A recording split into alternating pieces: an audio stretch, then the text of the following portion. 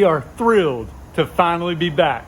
I know it's been a long wait. In our last video, we were working on final assembly, but then it's like a 2-year gap and nothing. So I'm sure you've had a lot of questions about what's been going on with the Fairlane, what's been going on with us at Brothers Custom Builds. So jump into that right fast. Big celebration, cue all the cheers. We at Brothers Custom Builds, we finally have our own shop, and it's been an amazing 1.5 to 2 years of working on that shop, getting everything situated, but it's been a lot of work. So we've not been able to give an update on the Fairlane. The owner of the Fairlane's been enjoying driving it. We've got a few little quirks here that it's back for that we want to address.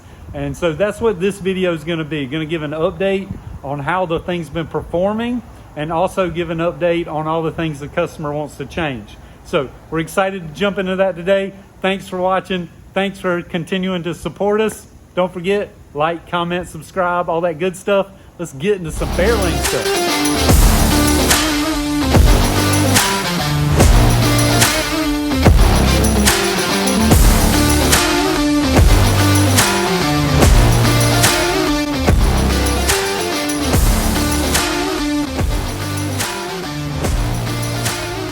So a couple changes back here on the back with our fuel delivery system. So before we had this filter worked fine, had this nice little mount here on the frame for it to ride in. Filtered fine. The only downside for the customer is if you ever wanted to service anything like the pump or even service the filter itself, had to fully drain the tank.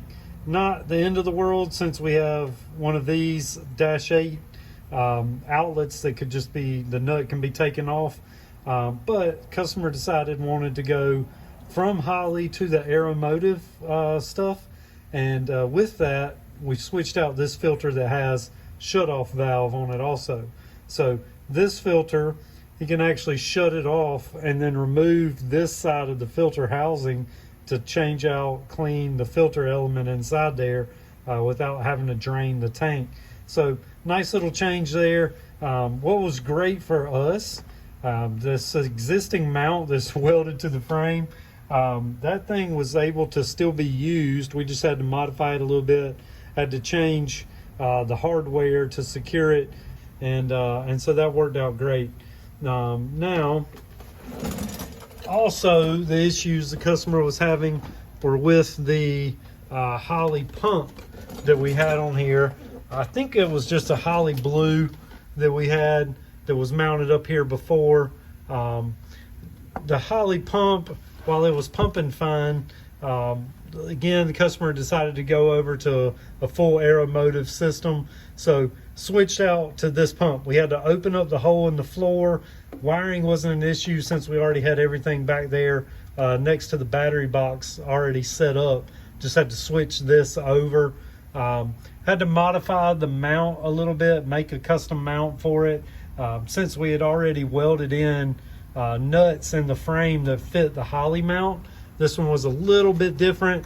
Not the end of the world. Probably my favorite part on this switch though, even though the Holley is both lines inline, we were able to move this.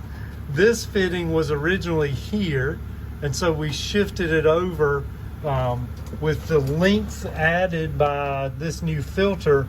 It allowed us to get just enough room to be on the outside here where it normally would have been here with the Holley. And then this line, we were able to make a few little changes in how it was bent to get it to line up. So we did not have to remake any lines here. So for me, that's a huge win because I love how well these fuel lines turned out. But going over to Aeromotive parts, got the new filter with shut off in and the new pump. And then I'll take you up front and show you what we did up there. So up here, this was where the biggest problem was for the customer.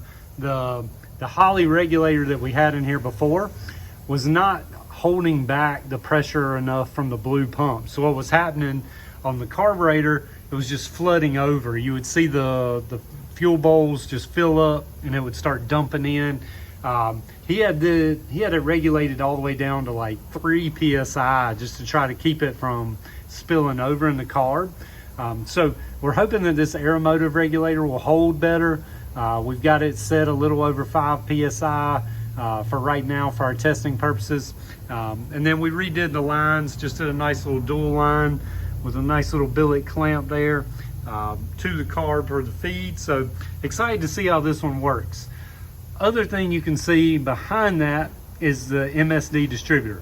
So customer decided to get away from the HEI distributor. Truthfully, just wasn't able to keep a hot enough spark for this motor.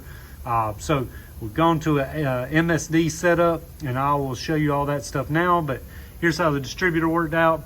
Thankfully, I will put the video in. Thankfully, I told the customer that the original distributor would come up out of the cowl. Truthfully, I was not sure that that was going to be a possibility. I was just hoping it would based on the motor placement from how far back I put the motor.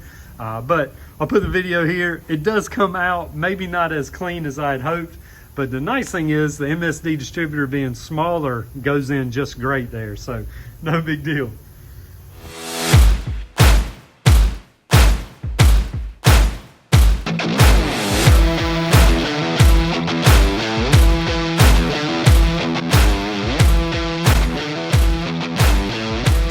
With the distributor in, cowl back on, we've got the coil wire running through the firewall here. So let me take you over to the other side and show you what we got going on the inside of the car with the rest of the ignition system.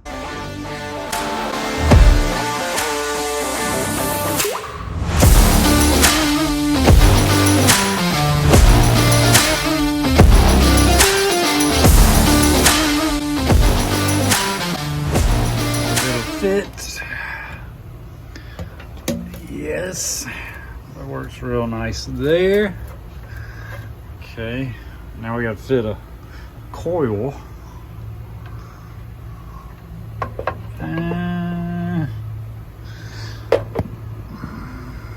Maybe there. No. Or maybe like that. This works good with the box mounted like this, so you can get to this side and still make all your adjustments. So like that, the box is doing well on what was meant to be a 7AL, but we can fit this 6 plus, this digital 6 plus, along with the coil all right here behind this kick panel. So that should work really good.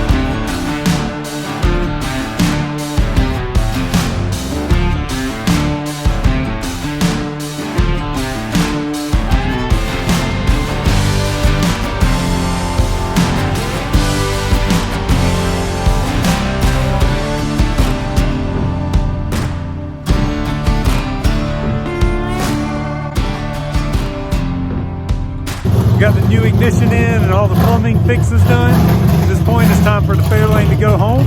Next time we see it, we'll be at the track.